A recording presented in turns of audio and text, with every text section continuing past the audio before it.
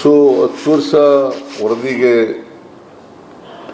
ವರದಿ ಆಗಿರೋದ್ರಿಂದ ಮತ್ತೆ ಸಾಮಾಜಿಕ ಶೈಕ್ಷಣಿಕ ಸಮೀಕ್ಷೆಯನ್ನು ಕಾನೂನು ರೀತಿಯ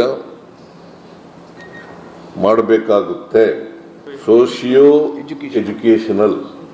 ಯಾಕಂತಂದರೆ ನಾವು ಸಾಮಾಜಿಕ ನ್ಯಾಯ ಕೊಡುವಾಗ ನಾವು ಈಗ ಆರ್ಟಿಕಲ್ 14ನಲ್ಲೂ ಕೂಡ ಅದನ್ನೇ ಹೇಳಿರೋದು, ಆರ್ಟಿಕಲ್ 15, 16ನಲ್ಲೂ ಕೂಡ ಹೇಳಿರೋದು socio educational of the Indian ಕಾನ್ಸ್ಟಿಟ್ಯೂಷನ್ನಲ್ಲಿ ಹೇಳಿರ್ತಕ್ಕಂಥದ್ದು ಆರ್ಟಿಕಲ್ 14, 15, 16. ಸೊ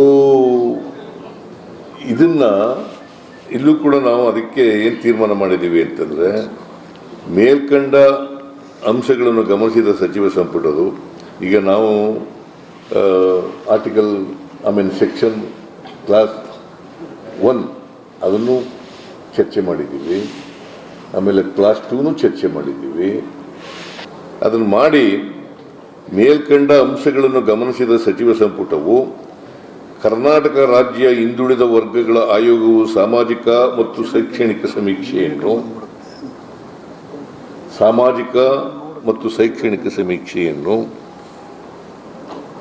ಕೈಗೊಂಡು 10 ವರ್ಷಗಳಾಗಿರುವುದರಿಂದ ಕರ್ನಾಟಕ ರಾಜ್ಯ ಹಿಂದುಳಿದ ವರ್ಗಗಳ ಆಯೋಗ ಅಧಿನಿಯಮ 1995 ಪ್ರಕರಣ 11(1)ರಂತೆ ಅದು ಅಮೆಂಡ್ಮೆಂಟ್ ಆದದ್ದು 2014ರಲ್ಲಿ, ಇದು ಆಕ್ಟ್ ಆದದ್ದು 1995 ಪ್ರಕರಣ 11(1)ರಂತೆ ಮರುಸಮೀಕ್ಷೆ ನಡೆಸಲು ಸಚಿವ ಸಂಪುಟವು ತೀರ್ಮಾನಿಸಿ ಪ್ರಕರಣ 11(2)ರಂತೆ ಹಿಂದುಳಿದ ವರ್ಗಗಳ ಆಯೋಗದಿಂದ ಸಲಹೆ ಪಡೆಯಲು ನಿರ್ಧರಿಸಿತು.